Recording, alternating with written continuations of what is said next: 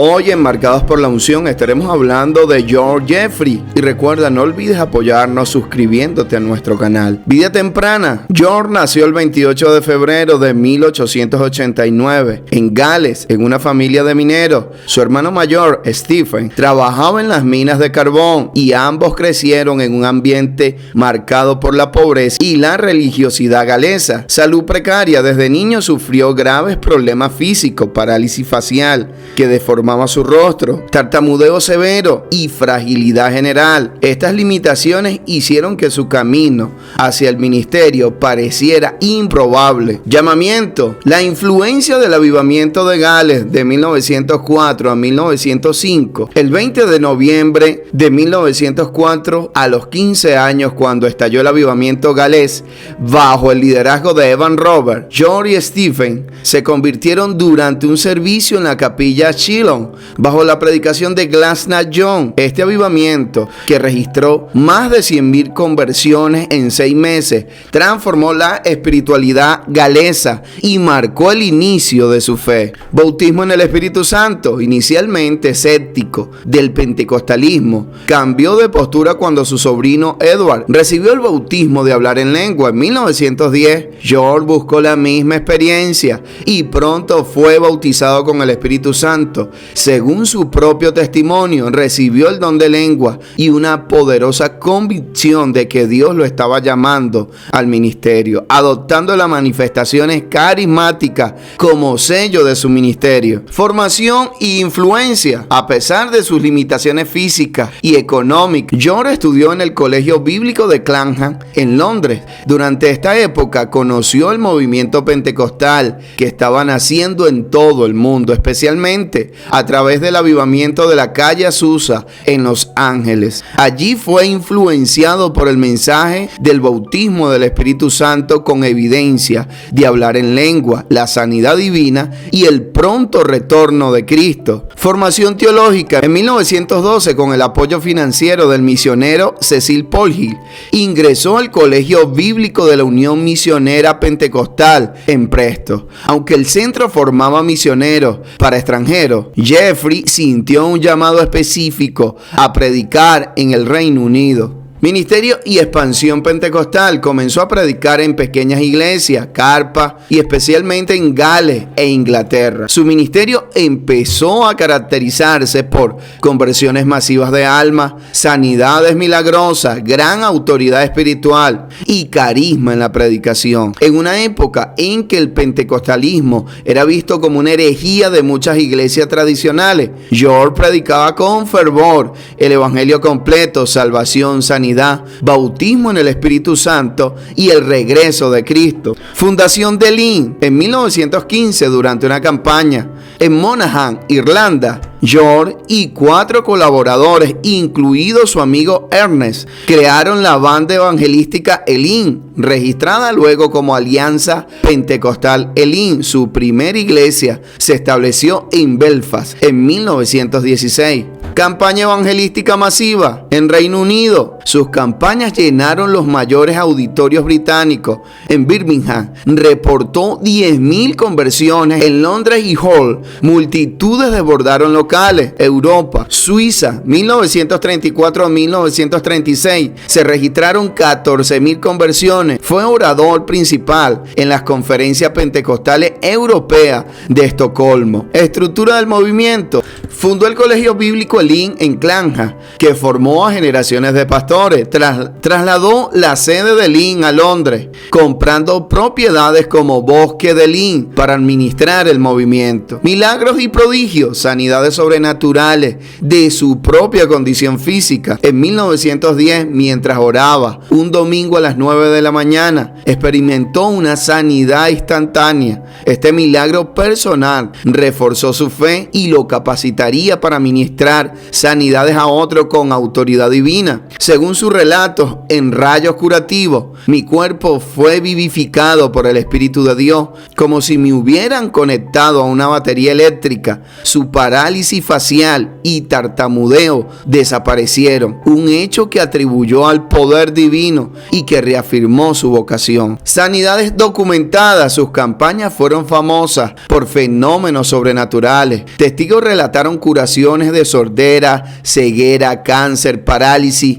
Donald Ginn, historiador pentecostal, destacó: había una nota de autoridad en su predicación que era convincente. Impacto social en Gales e Irlanda. Sus campañas transformaron comunidades enteras, reduciendo el alcoholismo y la delincuencia, similar al avivamiento galés que lo inspiró. Royal Albert Hall, 1928. Durante un bautismo masivo, Florence Munday, postrada 14 años por una enfermedad degenerativa, testificó su sanidad instantánea al ser sumergida en las aguas. Este evento fue presenciado por miles y marcó un hito en su ministerio. Sanidades colectivas y manifestaciones en masa. Durante las campañas de Lynn, tanto él como su hermano Stephen fueron testigos de sanidades asombrosas. En Liverpool, marzo de 1922, una niña de 5 años con poliomielitis, una mujer curada de sordera, un hombre con enfermedad cardíaca y 2 personas con parálisis. Los periódicos describieron escenas extraordinarias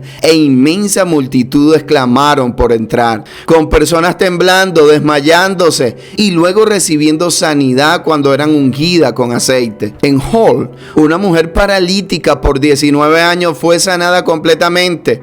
Otra con enfermedad de caderas tras 4 operaciones y 3 años de inmovilidad fue restaurada y volvió a realizar sus labores domésticas. Un joven paralizado en casi todos los miembros, incapaz de hablar inteligiblemente, saltó y agitó los brazos en señal de alegría tras su sanidad. Una mujer ciega, al ungirse sus ojos, exclamó: puedo ver, puedo leer. Un hombre aliviado de la ciática, tras 16 años de dolor, saltaba visiblemente mientras era sanado. Una niña que había perdido el oído por 11 años recobró la audición. Casos impactantes y testigos. En 1932, una niña nacida sin ojos recibió ojos azules ante el asombro de todos. En enero de 1926, el periódico de Birmingham relató cómo 2 chicas, una ciega y una muda, acudieron al servicio y luego ambas pudieron ver y hablar. Un policía testigo dijo que la ciega literalmente bailaba por la alegría. Una campaña en Portsmouth describió decenas de personas en sillas de ruedas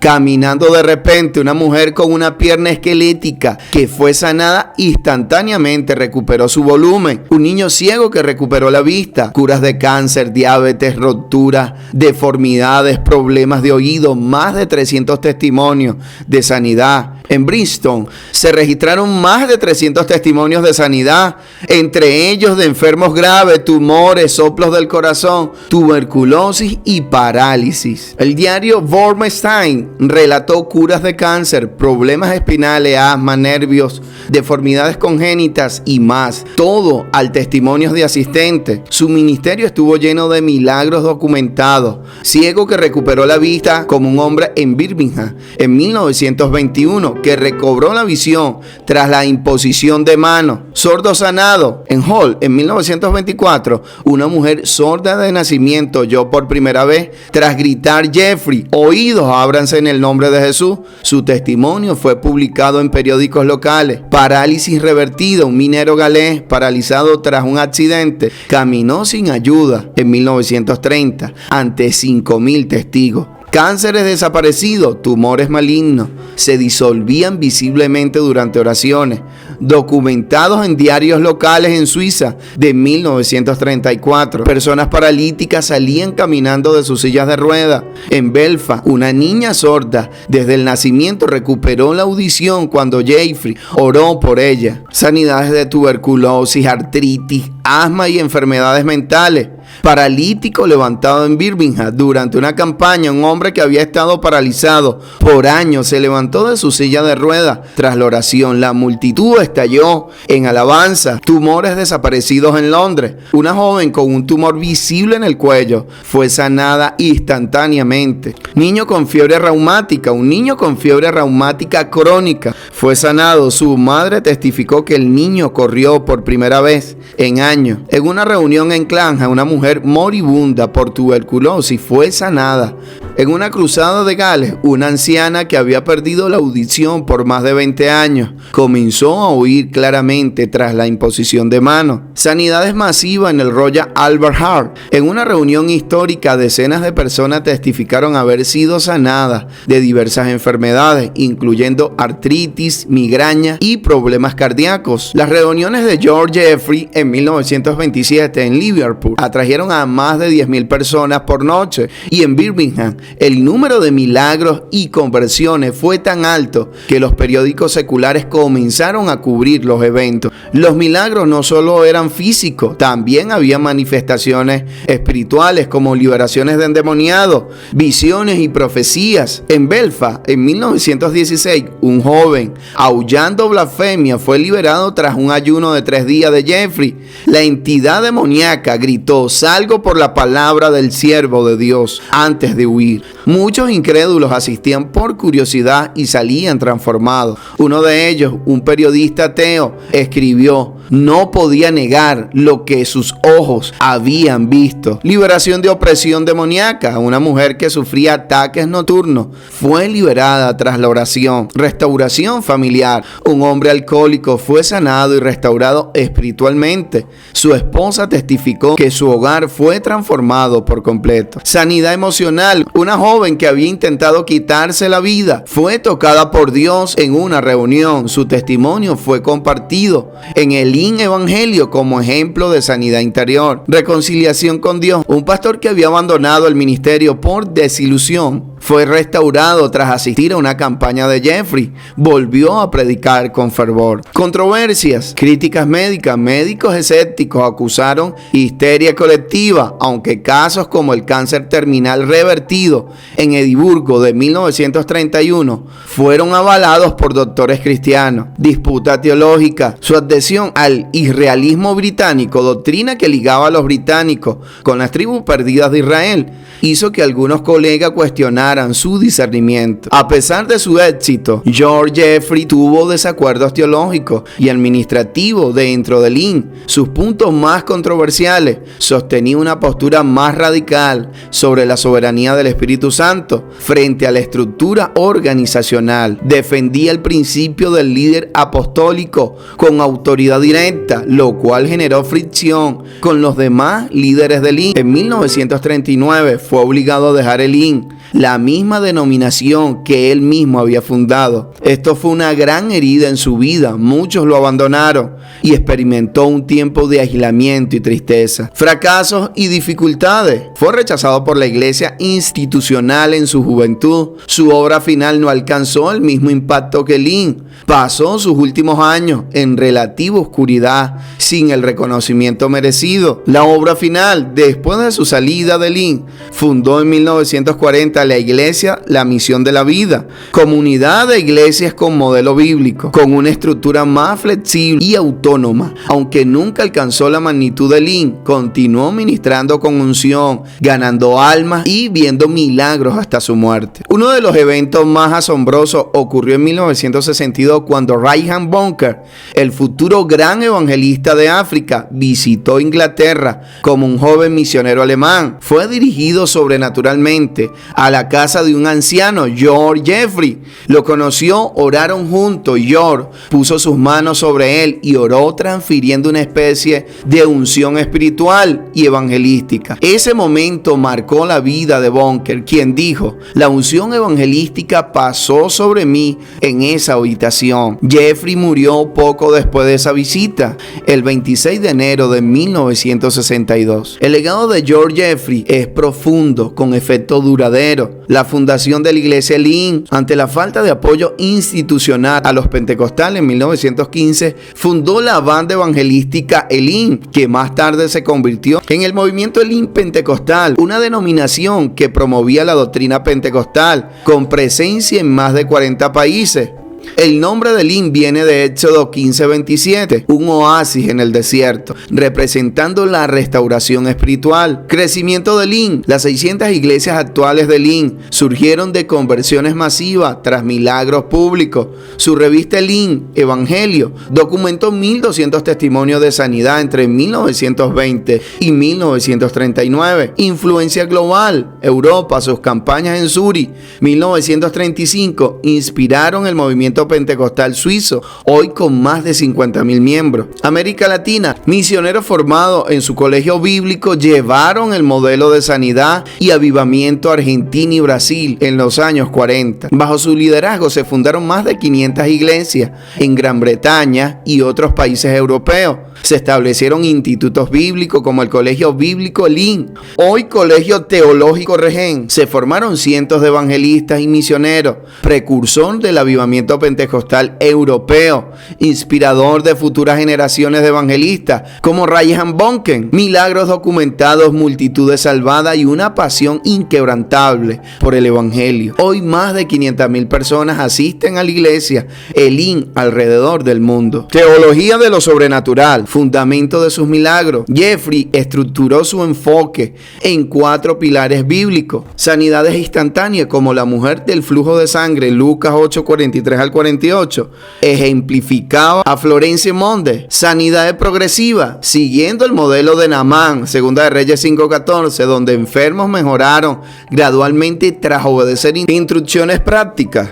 Aplicaba ungüentos o baños terapéuticos. Fe colectiva, citaba a los amigos del paralítico en Marcos 2:3 al 5, animando a la iglesia a orar en unidad por los enfermos. Señales sacramentales, usaba unción con aceite, Santiago 5:14, y comunión, 1 Corintios 11:30, como canales de gracia sanadora. Su enseñanza clave: la sanidad es un don de gracia, no un premio por mérito. El mismo Jesús que salvó tu alma puede sanar tu cuerpo. Modelos de avivamiento. Su vida es estudiada como ejemplo de cómo un avivamiento puede transformar naciones. Fue considerado el mayor evangelista inglés desde John Wesley. Victoria fundó una denominación poderosa desde cero. Vio a miles sanarse por el poder de Dios. Su predicación fue recibida por millones de personas. Su legado sigue impactando generaciones enteras de predicadores. Testimonio personal y experiencias sobrenaturales. Presencia tangible. En muchas reuniones se reportaba una atmósfera de unción,